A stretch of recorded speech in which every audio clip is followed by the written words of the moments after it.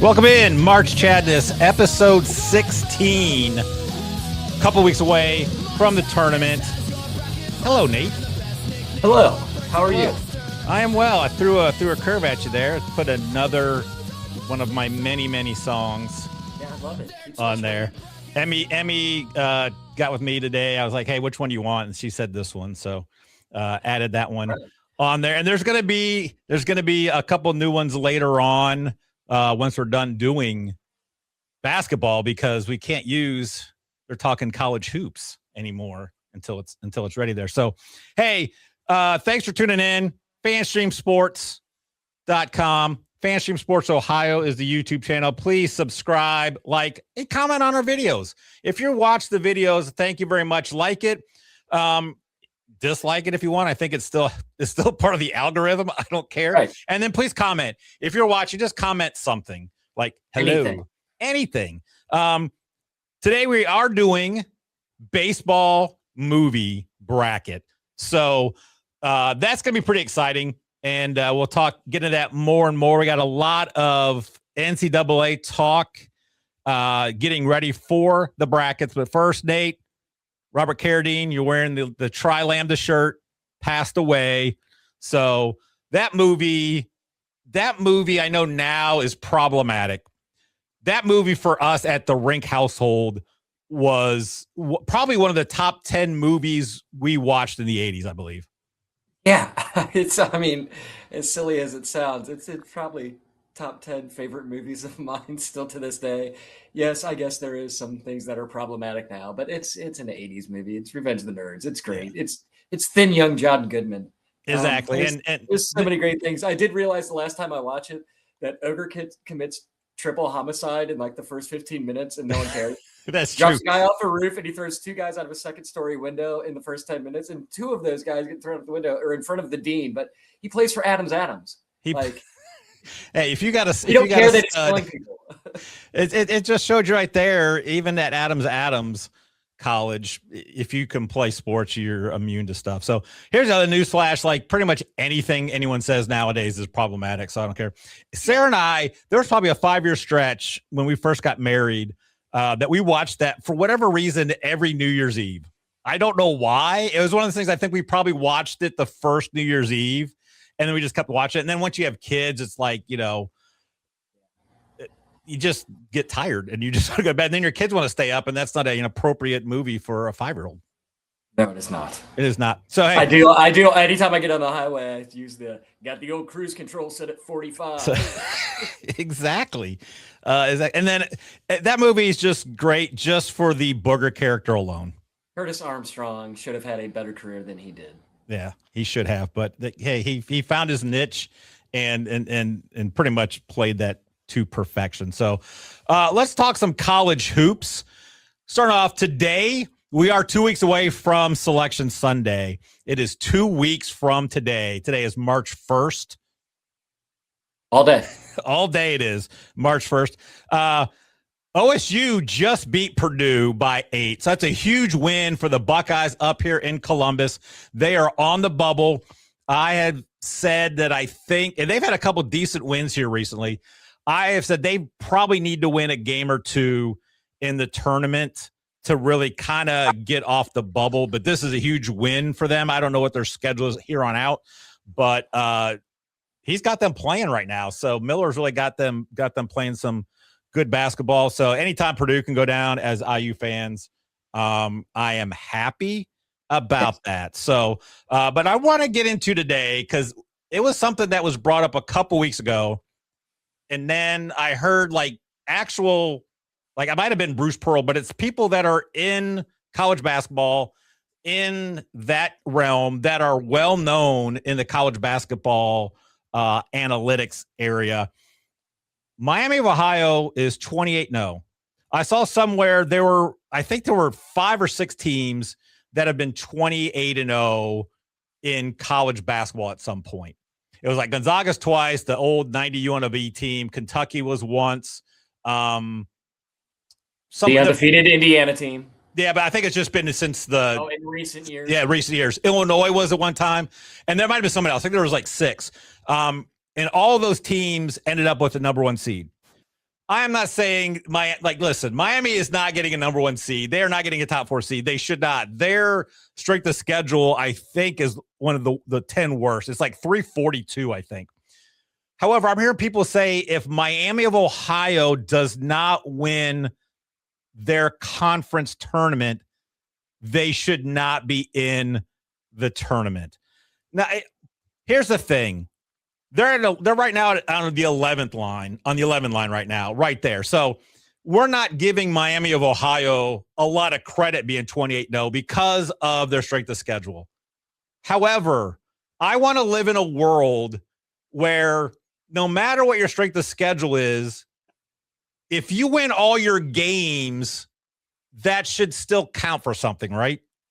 100%. Even if they lose, and they're saying if they lose one of these games, if they lose a game in the they're saying if they don't win the tournament, like if they don't go undefeated, if you're 30-something-1, you should. If they lose the conference championship game, Big Ten team. Yeah, I don't care if they lose 3 games.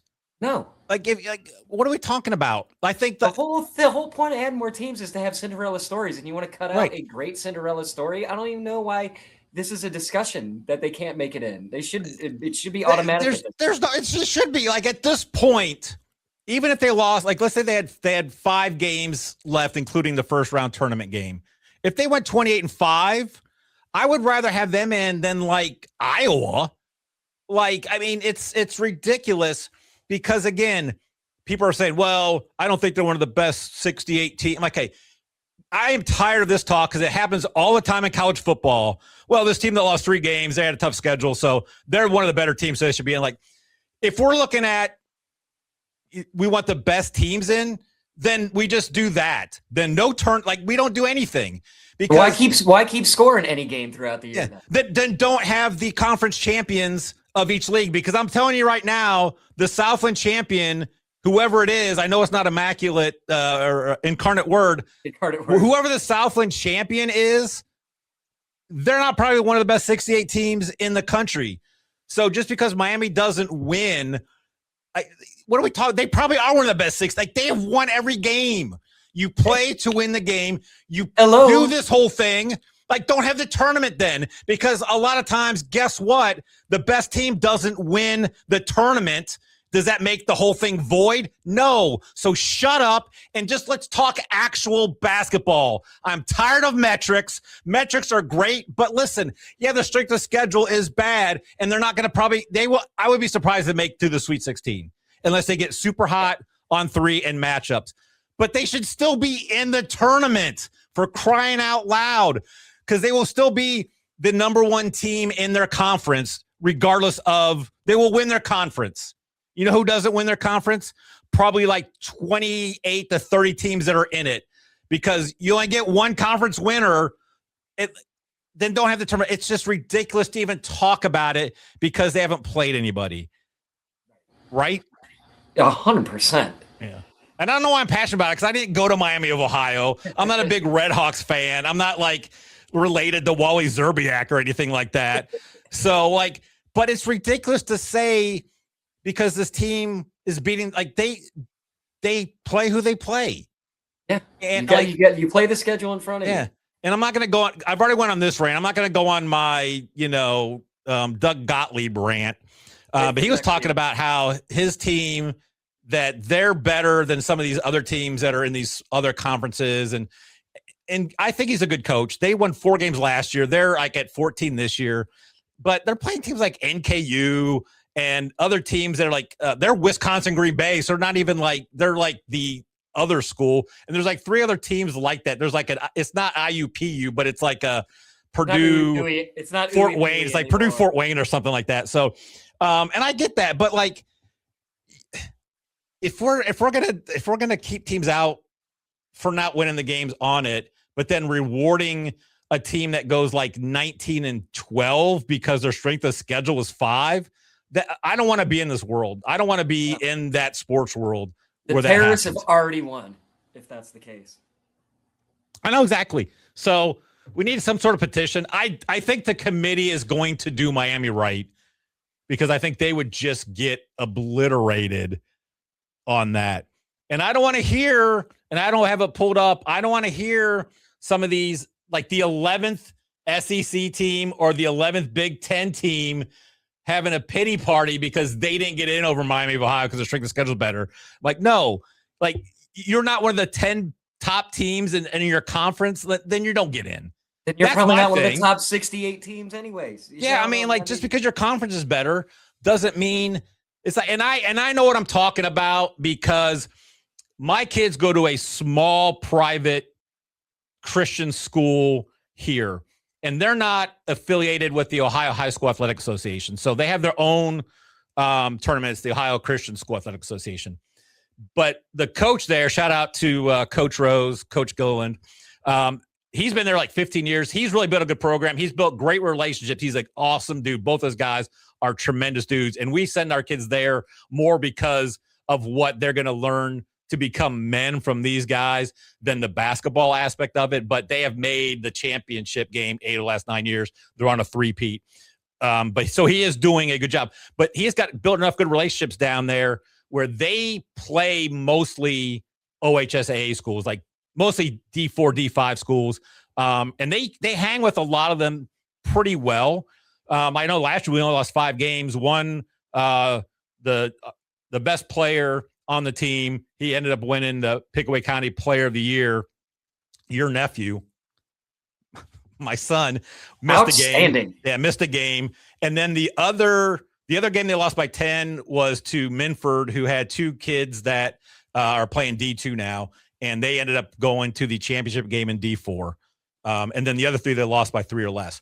So they go to these tournaments, and then the other teams in the tournament all have the higher seeds have better records because they're just playing the same Christian schools that just aren't that good. So they get the record up, and they should get like, if they only lose 1 game, I have no problem. Fine. If you want to give them the number 1 seed, that's fine. But our record like is not as good because we play tougher competition. But, you know, because they lost 1 game in a lesser division doesn't mean that we should not allow them in. So there's merit to having a good record, even if you're in a bad conference. It's just, it's gonna show there. So I know what's gonna happen. They're gonna get in. They're gonna lose in the first round. Everyone's gonna gripe and moan about it. See, we told you they shouldn't be in. Exactly. And so, like, what did we say that when Virginia lost to the 16 seed? No, we didn't. So anything can happen. I'm telling you right now, if I'm a 6 seed, a 5 seed, 7 seed, whatever, wherever Miami ends up, I know I went 5, so to get away from the 6, 7, but I thought about it. I don't know if I'm one of those teams and I see Miami on the other side. I'm a little nervous. Yeah. I would rather play some other team because there's the other thing. Winning breeds confidence. And again, they've won a couple games late. They got that late win the other night when they were down. So if you start winning games like that and have some tight games, that's going to help you as well. You're not just blowing people out. So you're getting billboard material all I know. long. So that's a lot more on Miami of Ohio than I wanted to, but that's okay. Listen, so we had our Final Four picks preseason. Everyone does that. We're almost done with the regular season. We're going to go ahead and see if we want to make our new Final Four teams prior to Selection Sunday. And then obviously when we do our bracket, our sheet of integrity, we will probably have different ones than we have now because it could match up that we can't have these teams. So let's start off with you, Nate. Preseason, I believe you had Arizona, you had Michigan State, you had Louisville, and then you had UConn? Huh? I think it was UConn. See, I thought we had all 4 different. You may have. I thought I had UConn. You had somebody else. I can't remember. It'll hit me here later on. So, do you of your Final Four? Did you have Houston? I did not have Houston. Okay. I know that. Of your Final Four, like, do you like any of those still to stay in your Final Four? Probably just Arizona. I gotcha. Because I think I'm going to take 2 of yours. And then I think I know the 2 you're going to take. So, yeah. What's your new Final Four? You're taking Arizona, which I'm all for that. They should be the 1 seed. They could be the number 1 overall as well when it's all said and done. Then, and I'm going out on a limb with these guys. I'm going with the top 3 teams, but they look like they are the top 3 teams. Yeah. Duke and Michigan. Duke, Yeah. They got so much size, it's hard to deal with. And Michigan, they did not shoot the ball well against Duke and almost won that game. And they just beat Illinois. Yeah. And then I think I'm going Florida. Florida's playing hard. They're playing great right now. They're just smoking teams. Yeah.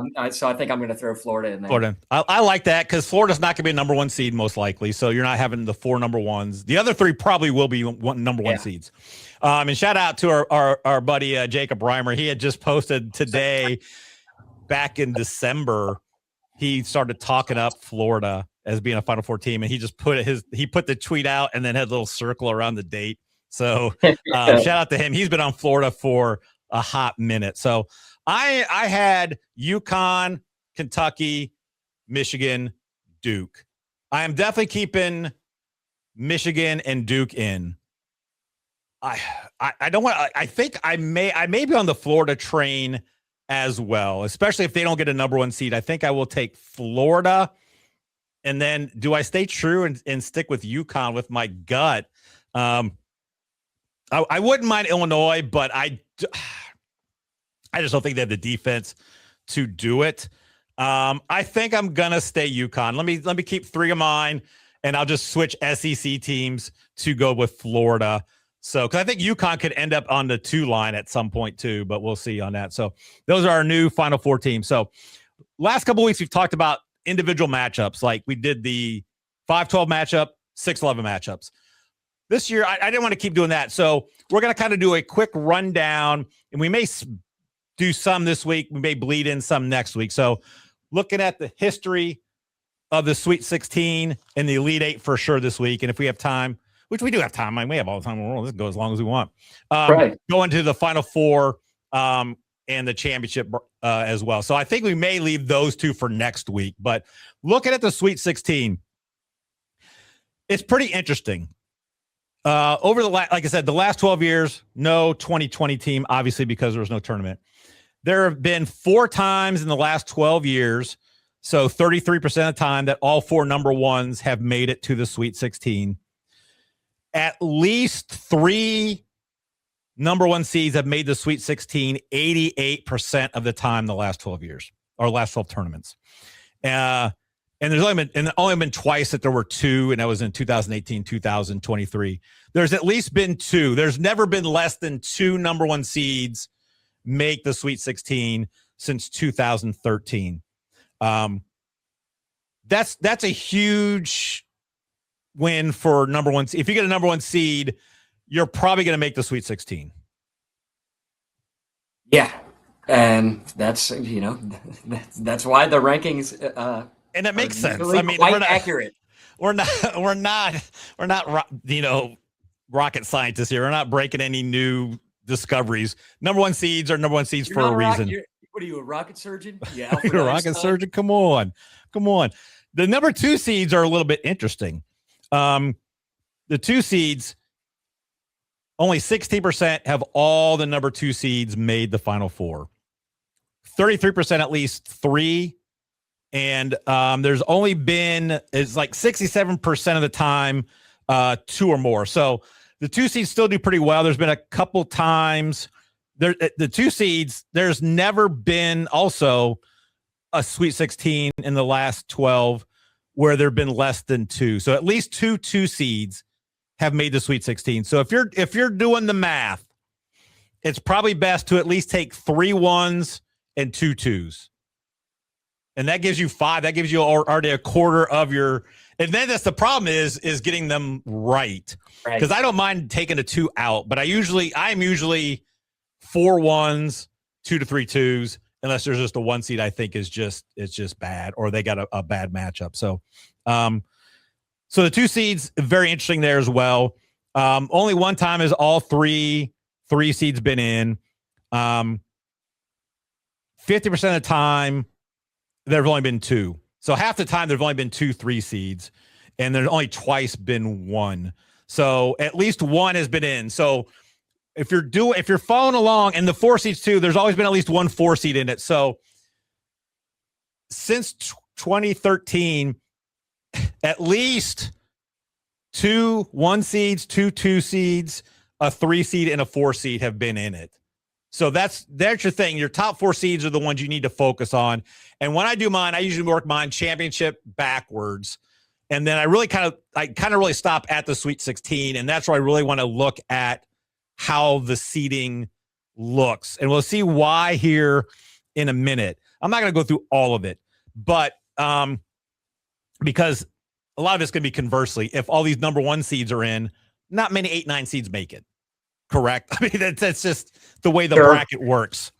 So I want to look at double-digit seeds here real quick before we go to the Elite 8. So in the last 12 tournaments of Sweet 16 teams, there have been 24 double-digit teams in it. Do you want to take a guess at which double-digit seed has the most Sweet 16 appearances the last 12, and it's by a lot? I'll go with the 11. You are correct. Oh, where's our button? You are correct, sir. So those of you that have been watching us from the beginning, you will appreciate that running gag for us. Yes, 12 of the 24 double-digit seeds making the Sweet 16 have been 11 seeds, and then the 10 seed have 4. Tied with the 10 seed with 4, the 15 seed. Really? Look at that for a curveball, foreshadowing for our bracket. Yeah, and they have had all 4 of the 15 seeds have been since they were in between. They were in 21, 22, 23.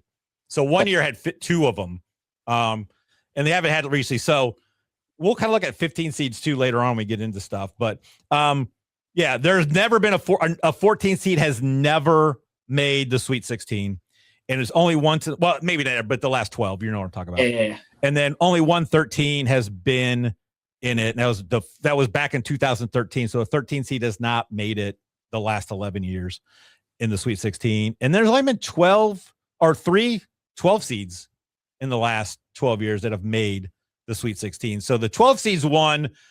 If you're going to take the upset, you probably should have them lose the next round. So that kind of breaks it out. So then I was looking at this, and I'm a math guy. I love these nerdy types of stuff. So if you're looking, of the last 12 Sweet 16s, there have been at least 10 of the top 4 seeds. So 10 of the 16 have been a combination of the top 4 seeds 8 out of the 12 times. And then 2 of the other times there were 9. So the top 4 seeds should dominate your Sweet 16. And again, that should be how it is if the committee is doing their job. And then it's just figuring out where you want to go. So when you do the Sweet 16, I like looking at it to really kind of see how it all looks, what's going on. It's kind of a fun little thing. So nothing crazy and exciting, but if you're looking at double-digit seeds as well, a double-digit seed has made the Sweet 16 every year since 2013.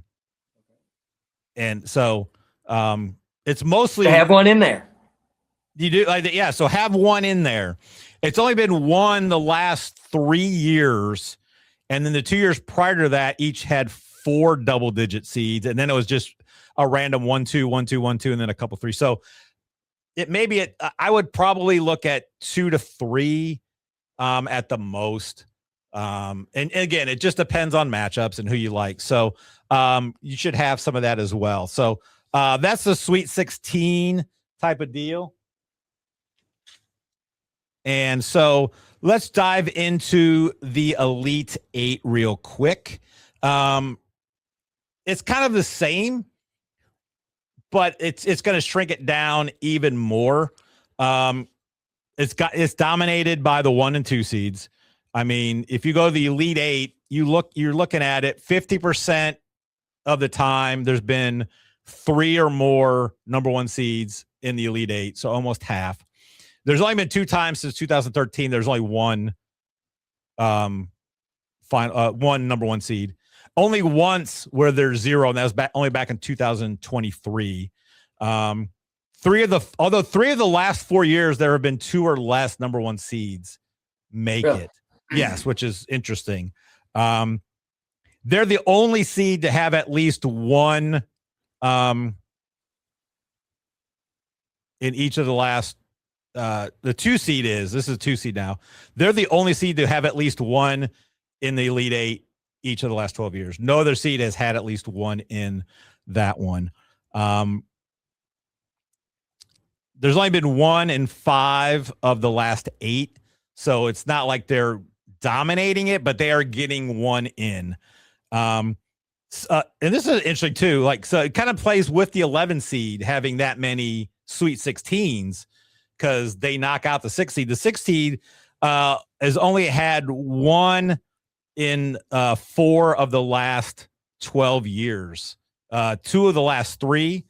And then if you're banking on, if your team is a number 7, a team you like, they have not had an Elite 8 team since 2017.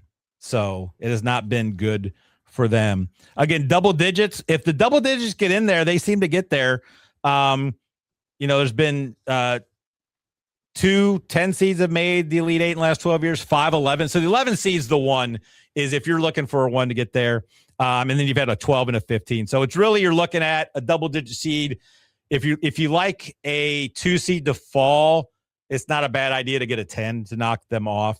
And then the 11 seeds as well. Nate, anything surprising for you on this? No, the top seeds tend to go the furthest. You heard it here first. Breaking news. Okay. Breaking news. Yes. All right. So that's kind of the thing. We'll leave the Final Four championship the next week. We're already a half hour in. This is the most basketball talk I think we've had, but I'm excited that the tournament's coming up. And if you're doing the tournament, this is the kind of stuff I like at least. So we will take a quick break and we come back. What is the best baseball movie? It is March Chadness. Nate, Chad, we'll be back in a moment. Sports fans, it's time to gear up. Head to fanstreamsports.com and check out our brand new merchandise store. We're talking bold t-shirts, 3/4 zips, hoodies, hats, mugs, and more. Everything you need to rep your favorite shows and your favorite crew. Whether you're rolling with the JP Peterson Show in Tampa Bay, From the Rough in Dallas, the Tim May Show featuring Clay Hall, or the Jeff Thidoff Show in Ohio, or any of our FanStream Sports original programming, we've got the perfect look for game day and every day. So don't wait. fanstreamsports.com. Click merch and grab your gear now. Wear the stream, live the stream, fanstreamsports.com. Let's go. Right now, back to the show on FanStream. All right. We are back talking brackets. And the bracket we have today are baseball movies. There it is right there real quick because I got to bring it up onto the stage. But with the baseball movies, you and I talked earlier this week. I think the baseball movies are my favorite of the sports movies. Do you agree? I agree. Indeed, they do. There's just so many good ones. That's it. Like doing this, it's going to be interesting because I think this is one of those where the top 5 are definitely elite. And we talked about it too. And if you rearrange these top 5 and made any of them number 1, I'd be like, yep, I have no problem with that. So we'll dive into, I think the first round is going to be pretty quick. And again, we won't have too much discussion on that. There's a lot of movies that probably could have been added in. I didn't want to make it 32 because that would have been a lot of movies for us to have to watch because we have not seen all of them. And I don't know if there would have been 32 and like you would have gotten to some just like these aren't even worthy. And then we'd have had to throw in basketball in as a half baseball movie. So, I'd be fine with. Basketball is high. I can't use any of my favorite quotes on this podcast because it's family friendly. So no, yeah, but it's still best that it was left off. It's still highly entertaining. So it would have been a 16 seed anyway, so it doesn't matter. So, all right, let's go. We'll hit the bracket here real quick. We'll go through it all, and then we will do our picks. So we have the number 1 overall seed as Major League. going up against the bench warmers, which may be a surprise to some people that made the list. 8-9 seed, we have a good matchup. We have 42 versus Moneyball. 4-13, A League of Their Own versus The Rookie. And then we've got 5-12, The Natural versus 61. And I did add the little asterisk thing there because that's how it is. That's how it's listed on my DVD. Moving down to the lower end, Bull Durham to 3 versus For the Love of the Game. Kevin Costner off, which we could have another Kevin Costner off later on because he's in like 80% of the baseball movies. And then we have the Costner section of the bracket. Exactly. It is the Costner section of the bracket. Yes. It's the Sandlot versus Rookie of the Year. So a couple of the kids movies, 6-11. 7-10, you've got Bad News Bears versus 8 Men Out. And then the 2-15, Field of Dreams, Pride of the Yankees. So, Nate, like, let's just get this. Like, what is your favorite, just your favorite, it may not be the best, but what's your favorite baseball movie? Probably Major League. Is it okay? Watch it at any time. Yeah. You know, I absolutely adore that movie. It is so great. And it's so funny because like Major League is great. And then I love Ted Lasso. And Ted Lasso basically starts off as what Major League is. For my money, I think it's always been Field of Dreams. I love that movie. It's one that makes me cry at the end all the time. It's just a cool, and I think it's just why I probably watch Major League more. Yeah, exactly. Exactly. Just break down every time I watch right. it. And I think I put Major League second because I do enjoy a good comedy. So we'll talk about that again with the top 5 seeds. Like it's just crazy. So I think too, depending on how old you are and when these movies came out, probably sways you certain ways on that. So Major League versus the bench warmers. You and I, we talked about like what these last couple of seeds are going to be. You lobbied hard for bench warmers, so I put it in there. I did not watch it because I can't get it for free. Again, a 20-year-old movie that a streaming service you rent it. I'm like, are we really? You should be happy someone is going in 2026 going to watch bench warmers. Rob Schneider, let's do something about that. So talk about bench warmers. You find it entertaining. It's the Happy Madison. So you know what it is. I enjoy almost all of the Happy Madison stuff. I love John Heater. Spade's always great. And I do enjoy in small doses some Rob Schneider. So talk about bench warmers. Why you enjoy it. It's just a fun family movie. The kids love it. The cast alone. We got Schneider, Spade, John Heater, Nick Swardson, Dennis Dugan, who directs almost all the Happy Madison movies. Lovitz is amazing in it. We got Tim Meadows. You got, Dan Patrick. You've got John Farley, Chris Farley's brother. The cast and all the regulars of, Sandler flicks are all in there. The guys that you don't know their names. You're like, oh, right. Yeah, who's that guy?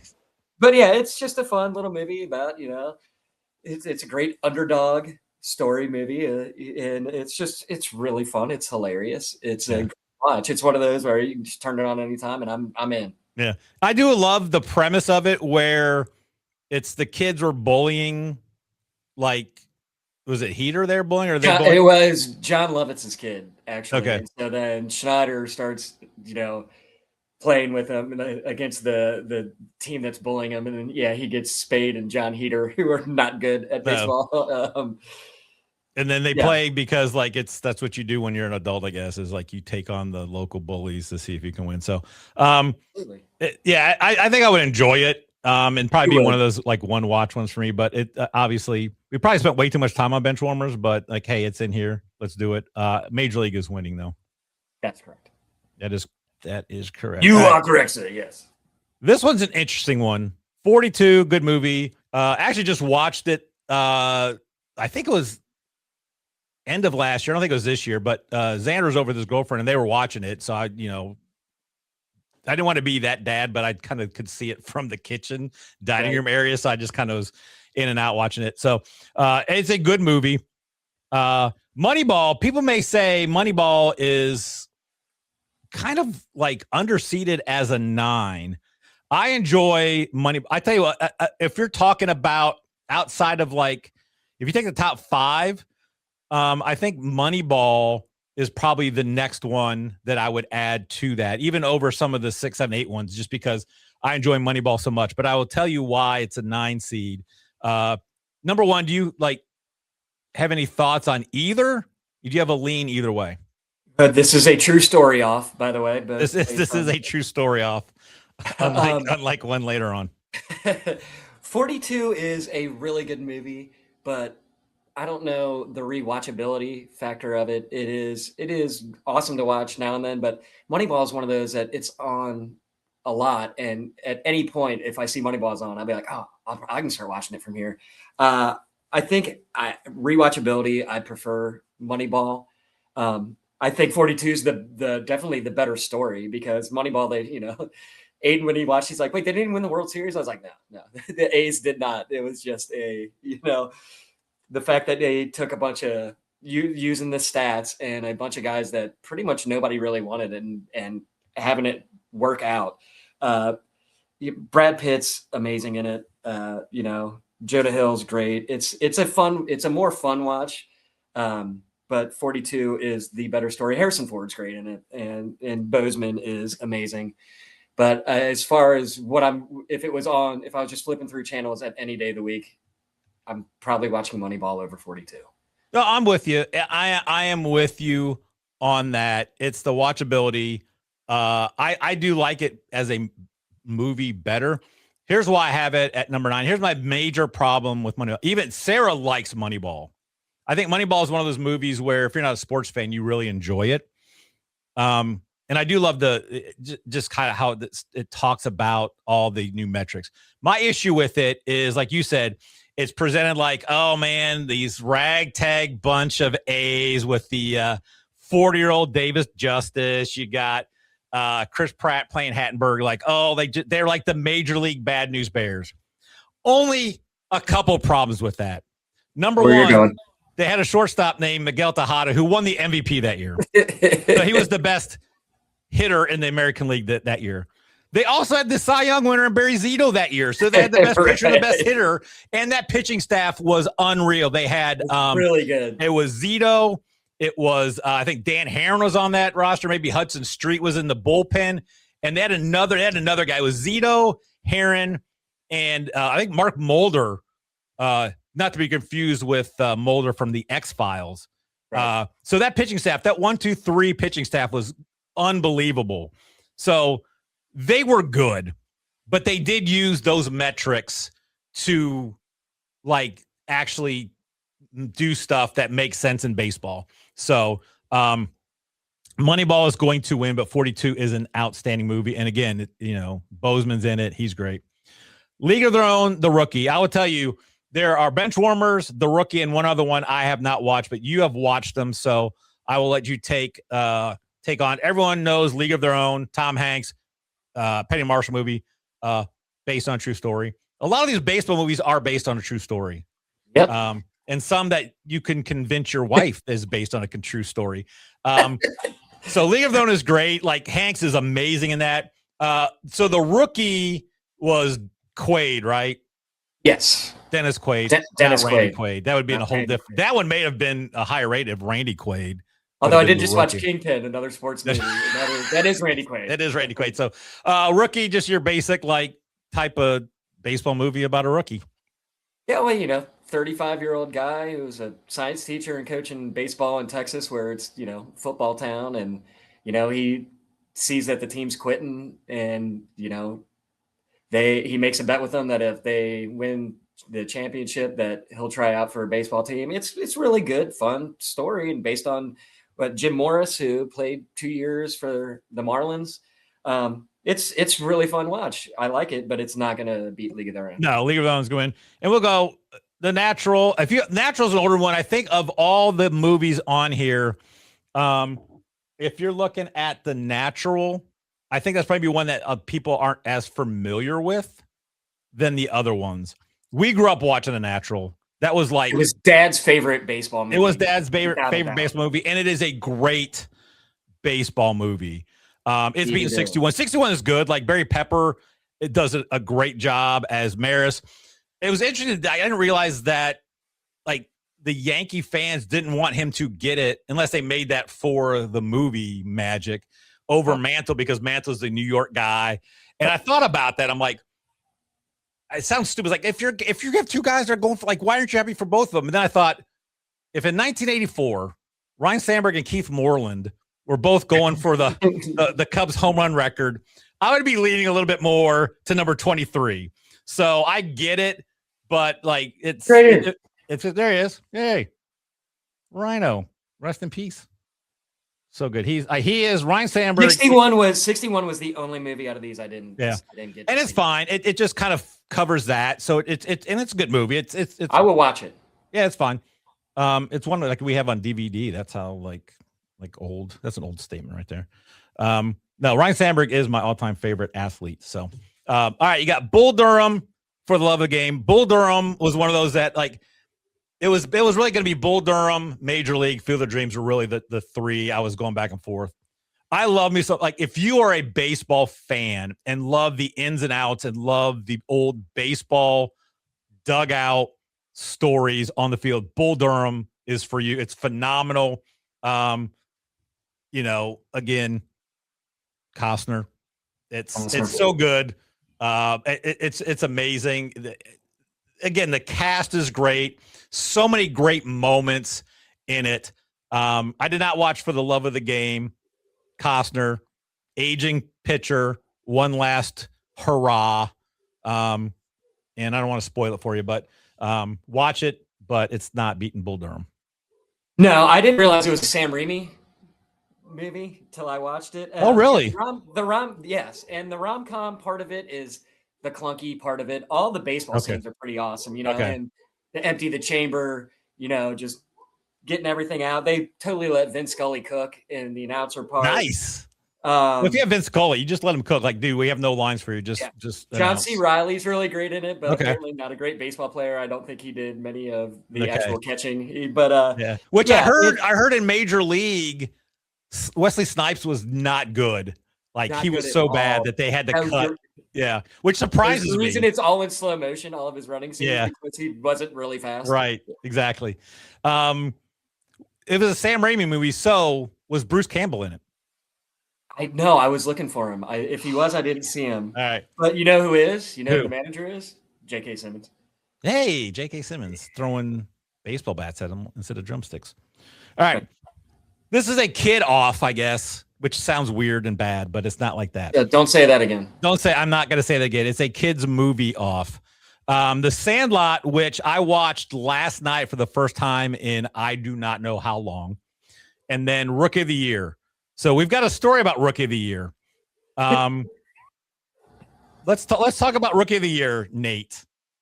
So I was watching it with Grayson, and Kelly's sitting down, she's watching it, and she brought it on herself. I'm blaming her. She out loud said, "Is this based on a true story?" And I was like, yes, this is. I knew she'd be more interested if I said yes. As soon as I said yes, I felt Grayson look at me like, "Oh, we're doing this. We're telling Mom it's based on true story." I was like, "Yeah, it's based on." You don't know about the legend of Henry Rowan Gardner? I was like, "This story's been told for years." Oh man, what are you talking about? And then she started asking questions at the end. Well, what did he end up doing? I was like, I couldn't keep. I should have kept it going. I could. But I was like, it's not a true story. She's like, I wouldn't even watch it. I wouldn't have spent the time. She's still mad about it right now. She's like, so, and I can't believe you told me that movie was a true story. I'm like, I can't believe you believed that there was like a 12-year-old playing for the Cubs. Exactly, and that we have not talked about it as Cubs fans until this moment. For like every day, forever. Right.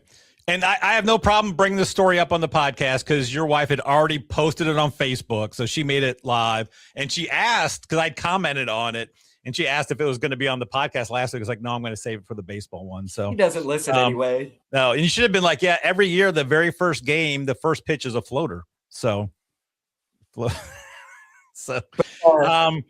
it's not as like it's a fine movie.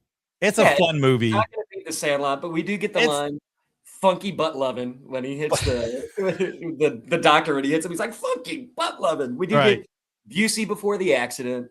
We get. I didn't realize Daniel Stern directed it till this last time. Yeah, Too. and Daniel Stern, I And think, is the best part of the movie. His character is an insane person. Like, Dude, it's like he is the best part of the movie. It's so great. Yeah, he almost. And you got John Candy announcing, and you do have the Neil Flynn, who is Mike Heck, who may or may not be in another movie in this. Exactly, and Neil Flynn, janitor in Scrubs, which the reboot happened, and Sarah watched the first two and said you have to watch it. Bill Lawrence has done a phenomenal. Everyone's back. It's like it's beautiful. She says, like, it doesn't surprise me with Bill Lawrence. Bill Lawrence is unbelievable. Ted Lasso, Scrubs. He's got Shrinking.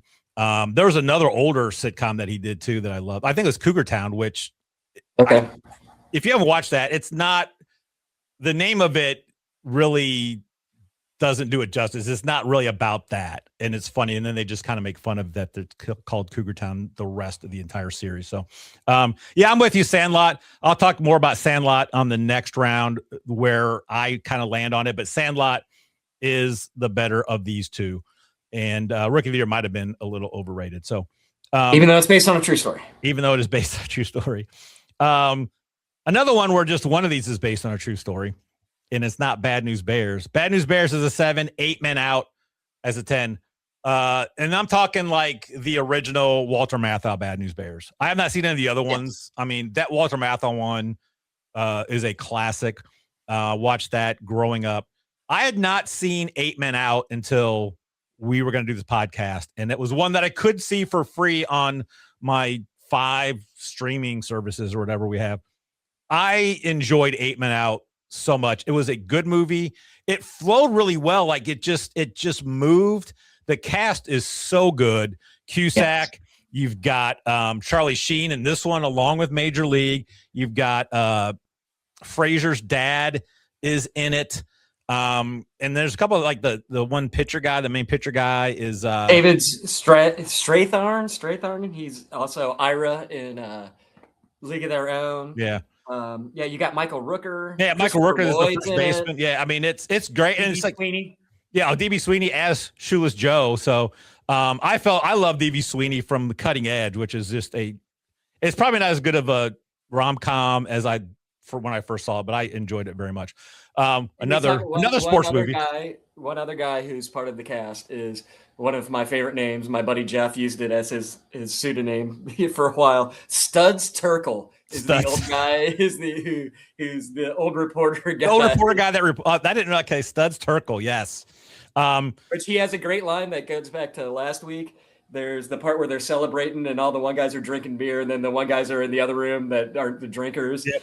He's like, I think I had a ginger ale once when I was 6 because of ginger ale. So right, Studs Terkel knows ginger ale sucks. Ginger ale sucks. He agrees it was a 16 seed on the last week's bracket. So I think this is gonna be a tough one. I'm on the 8 Men Out side. I do like Bad News Bears. I really enjoyed 8 Men Out. I'm going with Bad News Bears. I love that movie. Although with 8 Men Out, those sleeves on those uniforms, how did they even play in that? And we can have the debate on whether Ray Liotta or DB Sweeney is the better Shoeless Joe Jackson. It does show you kind of how much of a piece of crap, commie Charles Comiskey wouldn't pay his guys, which is why they wanted to take Payne. Right. But I'm going Bad News Bears. Dude, Tanner is on the Mount Rushmore of crap talkers. That kid is great. There's a lot of great stuff. Just, the fact that Walter Matthau's driving around, drinking while driving with kids, not even in seatbelts. It has one of the best lines of any of these movies. It's got the, quitting is a hard habit to break once you start. Little Lupus. Lupus was only 6 when that movie was made. Was it really? Yeah, that kid's playing the crazy. But Kelly Leak, what are we doing? Dude, Kelly Leak, man. He's burning heaters. Yeah. Was he eligible? Who knows? He's taking girls to Rolling Stone concerts. That kid was the man. He was. I prefer Bad News Bears over 8 Men Out. All right, it's going to the chat. Not even close for me. All right. It's going to the chat. I think Bad News Bears is going to win, but we will send it to the chat. I have no idea, though. So We shall see. We shall see. 2:15, Field of Dreams, Pride of the Yankees.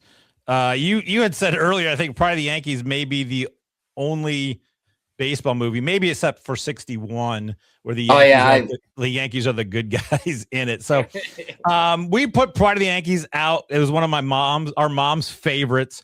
And also, it's about like the only way you don't like the Pride of the Yankees is if you are not a big Joe DiMaggio guy.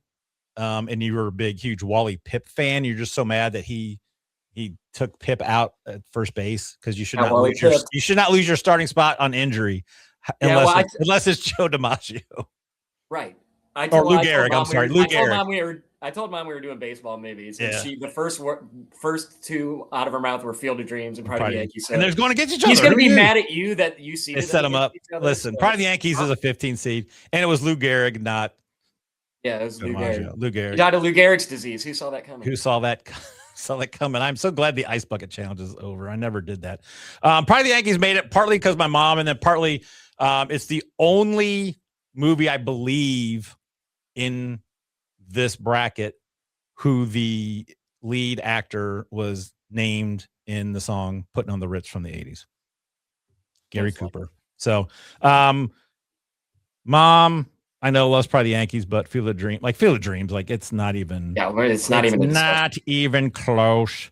Ooh, Joe Christofield with 8 men out is the first one of Joe, Dave, and Mike. Because I didn't have your one buddies. If you want to send it to him too to get another one, I can. Because you're in this one, but I'm not going to have you vote. So we will come back to. I already voted. Huh? I already voted. You already voted, yeah. So I just wanted you for like. And I didn't need an ID to make that vote, which is weird. Dude, that's a whole nother podcast, man. I don't have my tinfoil hat there, but all I'm gonna say is if you are living in 2026 where you have a computer at your hands the entire time and you can do everything from it and you can't figure out how to get a birth certificate, then I don't know if you should vote. I'm just that. I mean, and can we just again? I said I didn't want to do this, but we got time to waste here. The fact that that a certain group of people think that like married women and people of minority are not smart enough to get IDs. I remember when they talked about it. This has been going on forever because I remember they mentioned that I can't remember if it was Kamala Harris or somebody. Might have been Big Mike when his husband was in office. Like, we're gonna get canceled, or I'm gonna get okay. I'm gonna get Epstein. Like saying like because they can't find a Kinko's. I'm like, dude, I was like, are Kinko's even still around? Like, I can't find a Kinko's. 2020. All the staples are going down too. So you can get it. So it's not that hard. Or you can't find a Hollywood video. It's like, yeah, you can't find exactly. Or just be an adult and have your documentation that you should have as an adult. Anyway. Also, with Bad News Bears, I am wearing my Chico's bail bonds. You are wearing a Chico's bail bond, so exactly. So that may just sway it because I like 8 Men Out, but I don't like it that much, and I think Bad News Bears could make a better thing. So, all right, let's go back up top. Moneyball, Major League. It's Major League. I'm not letting Moneyball win because again, Moneyball is a great rewatch. Major League is an even better rewatch. Then Major League is the most quotable movie. It's so like it's so good. It may just be the best baseball movie. Like it's so good because of just all the stuff. Like and shout out like and I tell you what, I don't know if it would have been as great of a movie without Bob Uecker as the announcer. Oh no, Uecker is phenomenal. And from what I've heard, they didn't really give him a script either. No, they let and he just all the stuff comes from him. But Uecker is one of the great characters, not just the baseball, but just like he was so funny and so quick-witted. The just a bit outside is used worldwide now. Yeah. But like when I use ball 8 a lot. Ball 8. Ball 8. And the way he delivered that threw at his own son at a father-son game. Exactly. And that was the stuff he just always had. But no, the way he said the delivery of the just a bit outside, just holding the just that long is phenomenal. The head cock. Yep. Nobody's listening to this anyways. Nobody's listening to this anyways. I'm making a decision. I'm putting Bad News Bears in because I think Bad News Bears is probably a better known movie. I bet you more people have seen Bad News Bears. It's a more fun watch. It is. Like, 8 Men Out was fine. I enjoyed it just because I'm a baseball nerd. I love like the history of that kind of stuff. But Bad News Bears is great. All right. Probably going to be one of the toughest matchups in this one. A League of Their Own, The Natural. I've seen The Natural probably 10 more times than A League of Their Own, just because growing up, we watched it a ton. I watched A League of Their Own a couple times. I'm on the fence with this, and as much as I like The Natural, I think A League of Their Own is the better movie. I agree. I just watched both of these. Okay, there you go. So The Natural is a bit longer than it needs to be. The whole Kim Basinger plot line, as far as like when they start dating, doesn't need to be as long as it is. Right. And, it does ask the question, though, if you knew Kim Basinger was bad luck, would you still just be willing to go into a slump? I mean, I have a hard time answering that. Yes. The problem I have the most with The Natural is the fact that they have a 47-year-old Robert Redford playing himself at 18 instead of getting a younger actor is the most insane decision. And the fact that Robert Duvall doesn't realize that this guy who has the same name, Roy Hobbs, who you just watched, 17 years ago, but you watch him strike out the Whammer, who's basically Babe Ruth, who looks exactly the same and has the same name. It takes him that long to figure out it's the same guy. There are some plot holes, yes. That is the weird part. Yeah, I didn't think like that they did not get just a younger guy. Although I think back then that was not, unless you were like, okay, he's at 8 and then he's going to be adult. I think back then they just kind of a 47-year-old guy playing an 18-year-old it's not the right decision. It's not, unless the only time that works, and it worked perfectly, is in Seinfeld when Frank got the flashback of him. Yeah, it's in a comedy. That's the only time that works, and it is perfect. But no. And I forgot that. Do you remember how Roy Hobbs gets his starting job in right field? It's because Michael Madsen's character, Bump Bailey, runs through the wall and dies. That's why he did. He dies. He ran through the wall, crashed. I don't know if it's supposed to be comedic, but as soon as it happens, the newspaper headline comes up. Right. I was laughing out loud. Yeah. Did he make the catch? I can't remember if it's so long, or do we not know if he made the catch? I don't know if you find out. And the fact that Wilford Brimley is only 2 years older than Robert Redford in this. That's Wilford what I was just 49 years old. I was just going to say that Wilford Brimley was 49. Yeah. During The Natural, he looked like he was 68. Like he looked old. It's crazy when you start looking at like the people from our growing up era that looked like, hey, this guy's 48. Okay, he's 60. They look at nowadays it's crazy. Like Paul Rudd's got to be like 60. He's maybe our age and he has age. But yeah, Wilford Brimley was only like the fact that he was that young. But that's what diabetes can do to you. Diabetes. All right. So although him hitting the home run and hitting out the lights, that might be one of the greatest scenes in cinematic history. I think it is, especially because the lightning broke, and then the bat boy that he helped make the bat for, dude, that's it. The lights and just the music, everything like that scene is phenomenal. And I think maybe that scene carries the rest of the movie. Like I said, it's been a minute since I've seen it. Also, own it on DVD. Nice. And it does have Barbara Hershey, who's in Hoosiers, and Red, the assistant manager, is Buster, the sheriff from Misery. So that is true. Yes, I forgot that. Yeah, because Hershey. This movie's so old. No spoiler alert, but Hershey's the one that shoots him.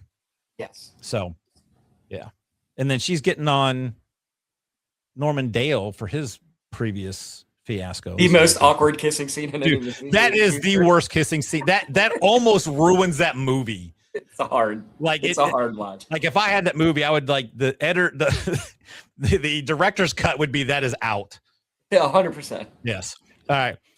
Bull Durham, The Sandlot.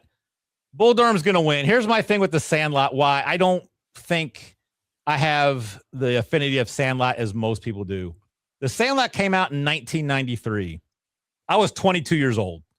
I kind of missed when if I was like a teenager or like 9, if I was like 9 to 15, 16, I think that movie would have been huge for me.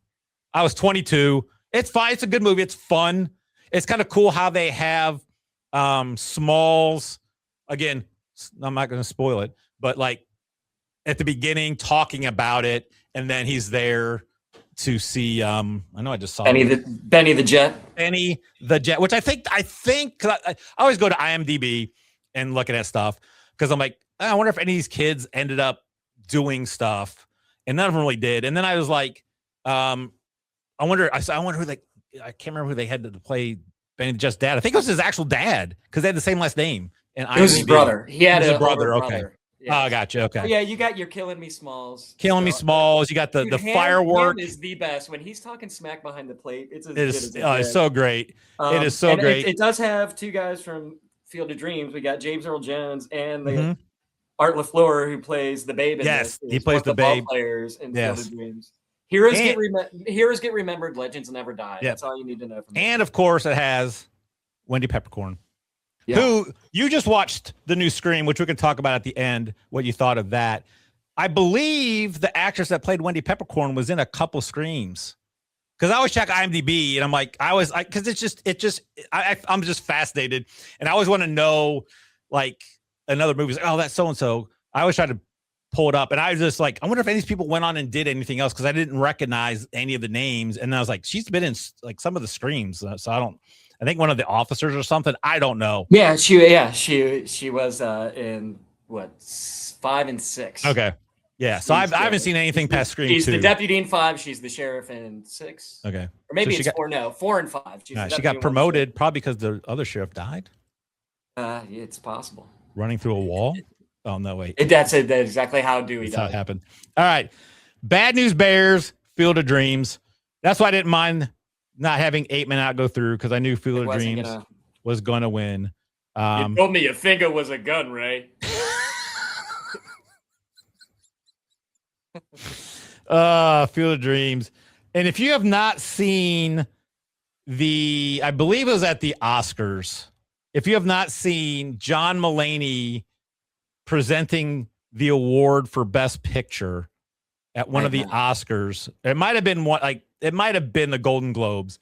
You look up John Mulaney, Field of Dreams. It is hilarious because it's just classic Mulaney. And it's so funny. It's I don't want to ruin it because I will ruin the bit. Okay, I'll look it up. It's so funny. So yeah, so this is how I thought the Final Four would be. The top four seeds. I do want to give some shout outs to Bull Durham though. It was like my introduction when I was growing up as to how actually important a catcher is. Yeah. Nuke Lelouch and Crash Davis are some of the greatest names. Susan Sarandon's amazing in it. She's still with Tim Robbins. That's how good she was in it. Yeah. But my favorite scene is when they have like the convention on the mound. You know, Tim Robbins, Nuke's dad's in the crowd. And and then everybody keeps coming up with different problems. And when Robert Wool comes up, he's like, "What the hell's going on here?" And it's like, Nuke's scared because his eyelids are jammed and his old man is here. We need a live rooster to take the curse off Jose's glove. And nobody seems to know what to get Millie or Jimmy for their wedding present. We're dealing with a lot of shit. Candlesticks would make the thing. Always make a good present. He was like a live rooster, right? Like that's one of the best of my all-time favorite baseball scenes. That movie is so good. I enjoy that. Crash Davis is just a great name. And it's just one of those where it really gets you into like the behind the scenes dugout types of stuff of it. It is so good. Like I watched that so many times. So we do have a Costner off with Field of Dreams, the 2 seed, Bull Durham, the 3, and then you've got the 1-4 Major League of Their Own, I guess a league off, if you will. So there you go. That's what I thought it would be. They are probably the 4 best baseball movies. Now it's just which one is going to win because they're all these movies are so different. So Major League of Their Own. I think this one's a little bit easier for me. I think it's going to be Major League. Like if League of Their Own is on, I'll watch it, but I'm probably not going to go out of my way to go watch League of Their Own Major League, I probably would. I tell you what, though, I just rewatched it again, and I don't know if it's just because I'm older. I don't know what it is. I enjoyed that movie a lot more than I remember. Dude, John Lovett's character needs to be in more of the movie. John Lovett's character when he's scouting, what's her face? See the grass cowgirls? Don't eat it. You see how it works is the train moves, not the station. Dude, when Jimmy Dugan, when Tom Hanks is signing autographs, and the kid's like, Reese's baseball, avoid the clap, Jimmy Dugan. He's like, that's good advice. Dude, Rosie O'Donnell, despite what she has, her and Madonna as Doris and All the Way May are just some of the best ball busting I've ever seen. It is. But she's like, you think there's a men out there that ain't seen your bosoms? Grown Up Stillwell. Do you remember who Grown Up Stillwell is? Stillwell, the little kid at the end when they go to the Hall of Fame and he's a grown-up adult. Oh, I don't, but when you say it, I will. It's Chubby from Teen Wolf or Francis from Pee-wee's Big Adventure. Yes. That's right. Because that was And League of Their Own has the best line of any of these movies when she's like, it just got too hard. And he's like, it's supposed to be hard. Yeah. If it wasn't hard, everyone would do it. The hard is what makes it great. And I tell that to any of my kids if they ever say anything about sports-wise being too hard. The hard is what makes it great. Gotcha. And Jimmy Dugan does have a 53-second pee. So yes, he does. So are you going League of Their Own then over Major League? I am not. I just want to give it a shout out. And it is whether Dottie dropped the ball on purpose. Yeah, I know. I'm pretty sure she did. I'm sure she did because it's but Major League little sister. Major League is winning. Major League, without a doubt. All right. And then we got Bull Durham, Field of Dreams, Costner off. And these are I think pretty close. I think it was a year later. Dates. Yeah, Costner. If you were not in the 80s, the Costner run is almost as good as the Hanks run. Because Costner had these two. He had No Way Out. He had I know Dances with Wolves is probably a little bit later. I mean, it was just a ridiculous run. And because we have a computer at my fingertips. I mean, the Robin Hood, the Bodyguard, he just went on a tear. Yeah. The body, dude, it was crazy. Bodyguard. He was the 80. Yeah. So yeah, here is his 90, going backwards, 92, The Bodyguard, 91, JFK, one of your favorite Kevin Bacon movies, 91, Robin Hood, 90, Dances with Wolves. And then you go to 89, Field of Dreams, 88, Bull Durham, 87, No Way Out, 87, maybe my favorite Costner movie, The Untouchables. And then that was kind of his big to do starting there. But that was a huge run there of just great box office hits. So for me, it's Field of Dreams. I like Bull Durham a lot, but Field of Dreams, I just love Field of Dreams. Yeah, we got much. Amy Madigan who plays Annie. Yes. Is she the best wife? She is exactly. She is the best wife. You've got Moonlight Graham. His daughter is what's her face? Gabby. I just had it pulled up. She's like an actor's last movie as Moonlight Graham. And exactly. Moonlight Graham, Frank Whaley from Career Opportunities. Exactly. And his brother-in-law Timothy Busfield, Poindexter. Revenge of the Nerds. Exactly. When did all these ball players get here? Exactly. It's such a great movie. And you talk about a movie that last 20 minutes break me down. Yeah, I mean, if you are a father or a son or both, it's great. And then especially if you have some sort of strain with your father, or it's just so good. It always broke me down anyways, but since Dad's passed, I mean, I am crying. That's one of those movies that will always make me cry, even though I know it's coming. And it's just I talk about that's like another one that's got so many great quotable lines. Just a 3 field voices on that. Yeah. You got James Earl Jones. People will come, Ray. People will come, Ray. Exactly. So you got Major League, Field of Dreams. This is, like I said, for me, it's going to be interesting because, like I said at the beginning, Field of Dreams is probably my favorite. You said Major League is probably yours. I'm going Field of Dreams. What says you? I do want to give some shout outs to Major League. You know the guy Clu Haywood, who is the guy that Ricky Vaughn can't get out. Do you know who that guy was? Do you know who that guy was? I don't know, because I probably have to get like a different haircut and no mustache. Pete Vukovich. He was in '81. He was the AL Cy Young winner. Yeah, it was Pete. Okay, it was Pete Vukovich. The AL wins leader in '81 and the '82 Cy Young winner. That guy does not look like a pitcher who's getting because he did not look that way when he was pitching. I thought, was it Pete Vukovich or his brother? Or were they both pitchers? The Vukovich brothers played. One played for the Phillies, one played for the Brewers. And because of Wild Thing, that is how Wild Thing Mitch Williams got his nickname. And I believe that's when guys started coming out of the bullpen to music. Yeah, that started Charlie that. Sheen was actually throwing mid-'80s when he got there and had to take some steroids. And it was inspired by the owner of the Twins who tried to sell the team in the mid-'80s. Right. No, I love Major League. Like Charlie Ross, who's Eddie Harris, is in Mount Rushmore sports movies because he is he is also in Hoosiers and he was Dan Devine and Rudy. Yes, he is in Hoosiers. He was not a big fan of Norman Dale in Hoosiers. No, he was not. No. Major League is the best sports comedy, but it is more of a fun watch for me because I don't break down every time. But it is not the best. It is not the best baseball movie. It is Field of Dreams. Field of Dreams. I agree. And Major League still has it's too high. The hit's too high. It's not going to be a home run. It's too high. Too high. Too high. The trajectory. The trajectory. Where they're like just two of them doing the wave. Exactly. Just for those of you that want to go to ball games, thinking about the too high. I would like everybody to hear this. If you're at a ball game and someone hits the ball and it's like, oh, it looks like it's going to be a home run, don't get so excited right away and look at the ball. You look at where the outfielders are going. Because if the outfielder's just kind of trotting back like, oh, it's a warning track. If he's kind of heading out or if he just kind of turns, then you know. Like, that's the key. I've been to enough baseball games growing up to know.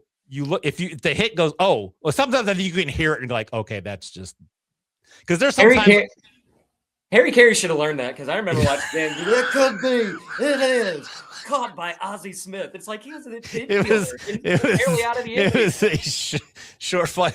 Like Harry, they called the infield fly roll on that one. How can it be almost? And it could be, but that's why Harry was the best. So, baseball movies so good. We can maybe.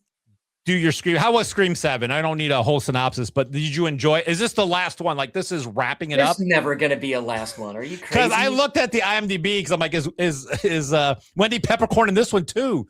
No, she is not. But like, they brought a lot of the people back. Yeah, I don't know if they're flashbacks because like I don't want to ruin it for anybody who hasn't seen it yet. Right. Maybe some AI involved, so that's how they were able to get everybody back. I got you. It was good. I liked it. I liked it. I think better than 6. 6 was, but I will say about the Screams, if we ever do a horror movie franchise, it's the only one that doesn't have any turds. I mean, some are much better than others, but a lot of these other horror franchises, there's just so many. Like Friday the 13th is based on turds. Like there's really like one or two really actually good ones and the rest are kind of I enjoyed it. It was fun. I mean it's not in the top 3, but again I just saw it, so I don't know. I liked it better than the last one. I'll just leave it at that. Got you. Like I have not seen. If you like any of the Scream movies, you will like this one. I always enjoyed it. Like it. I tell you, Scream 1 is probably my favorite horror movie of all time, just because the twist ending. Carpenter is just like phenomenal at these, and it was so well done. And it revived the horror movies because it did started making fun of why all the horror movies in the past had been exactly, doing bad. And they did a good job of because really, and it's Wes Craven. Yeah, Wes Craven. Yeah, really, the Nightmare on Elm Street were the only horror movies that really did a great job of blending humor with some actual really good horror. Scream like took that to the next level, and it is great. The act, I mean, it's just so good. It's amazing. So, all right, so Field of Dreams wins.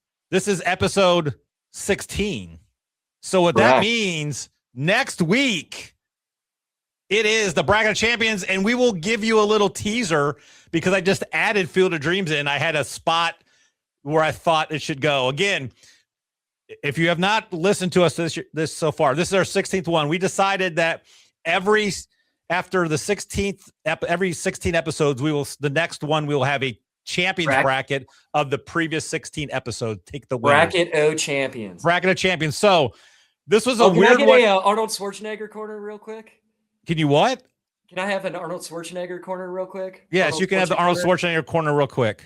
All right. Of all these movies I was watching, I was like, where would it have been the funniest to have him be one of these guys? And can I get some Arnold Schwarzenegger as Jimmy Dugan? There's no crying. There's no crying in baseball. There's no crying in baseball.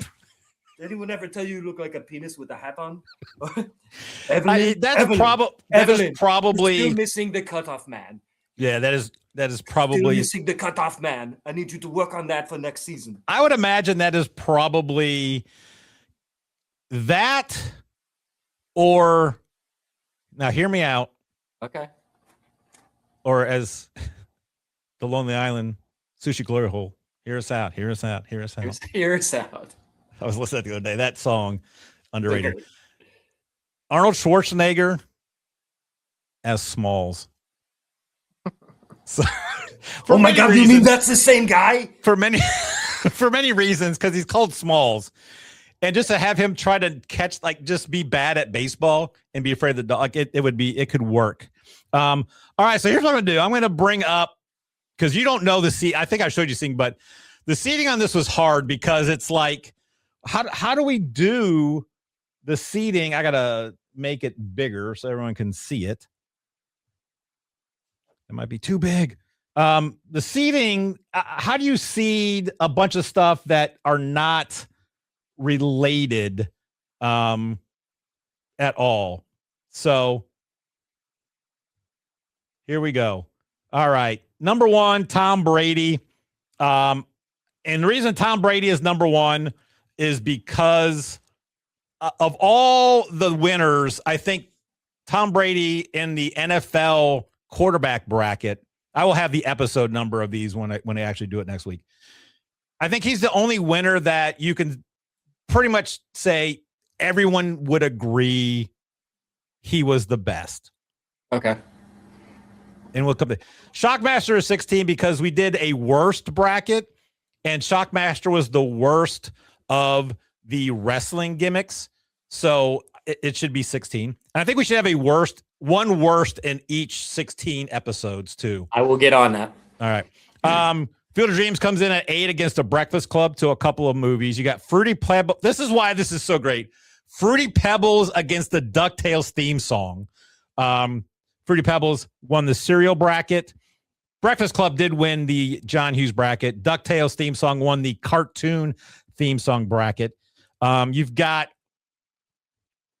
Categories won, or Dr. Pepper, I'm sorry, I got ahead of myself. Dr. Pepper won the soda bracket last week, meeting Cheers theme song, which won the original first March Chadness of sitcom theme songs. TV sitcoms.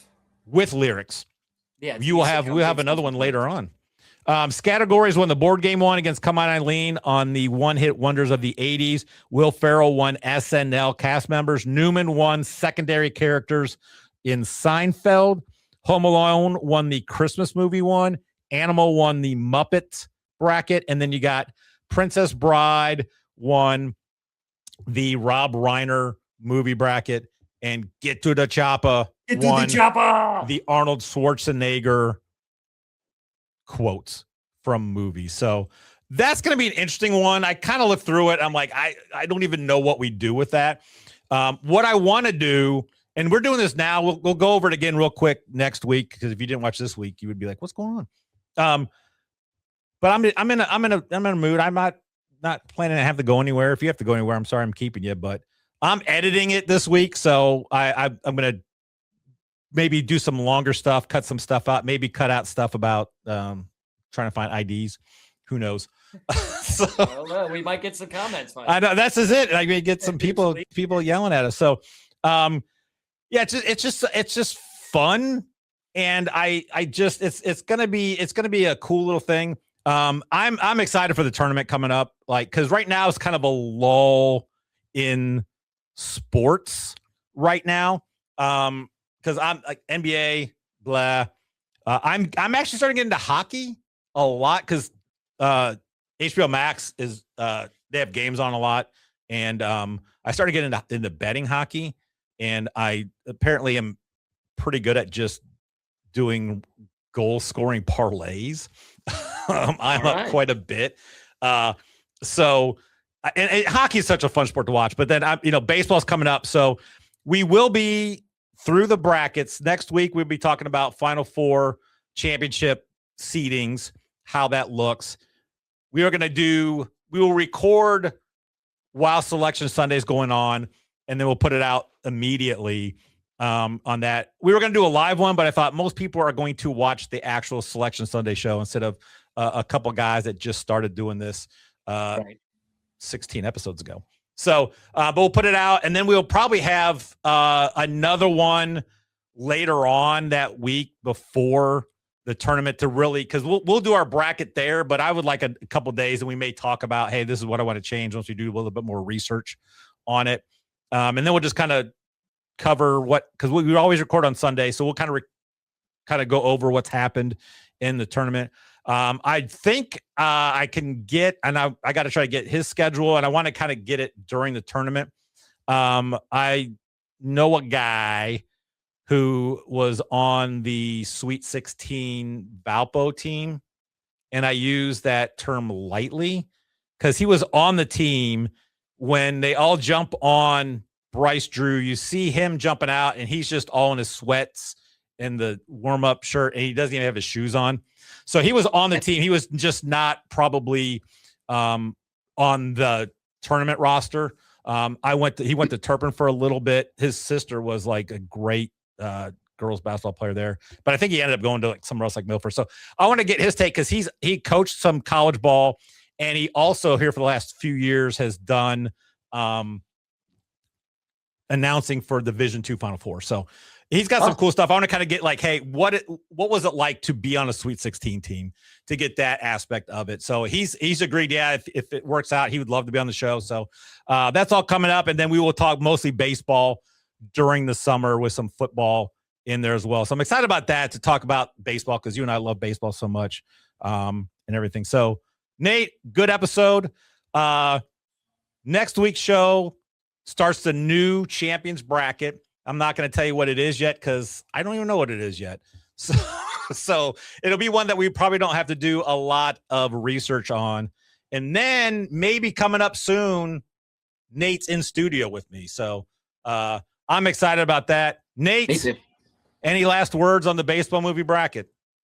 So long, milkmaids.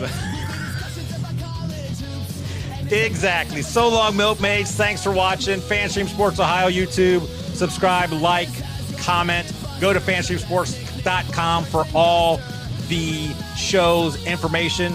And we will see you guys next week.